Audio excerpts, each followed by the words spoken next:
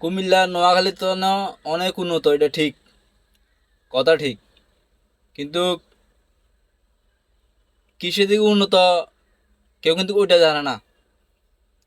ঢাকা যাওয়ার সময় ক্যান্টনমেন্ট আগে বাম পাশে ডান পাশে দেখা যায় কুমিল্লার মেয়েদেরকে 300 টাকা দামে পাওয়া যায় আবাসিক হোটেলে। একটা দুইটা না, অনেক অনেক এরকম আছে আবাসিক হোটেল। কুমিল্লার মেয়েদেরকে পাওয়া যায় 300 টাকা, 200 টাকা, এরকম পাওয়া যায়।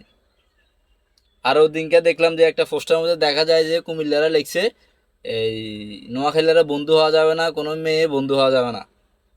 তো আমার নোয়াখালী মাইয়া তোর মতন ন, আমার রয়্যাল ডিস্ট্রিক্টের ফলা হয় না আছে এগুলোরই বিয়ে করবো।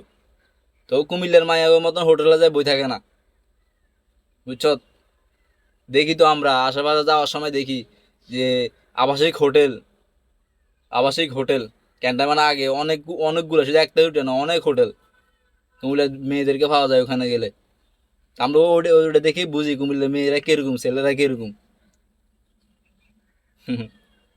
আল্লাহ হাফেজ। কথাগুলো বললাম, একটু শুনে নেবেন। নোয়াখালীর মেয়েদের নামে কোনো কথা কবেন না, খবরদার। শাহবাগি অগল।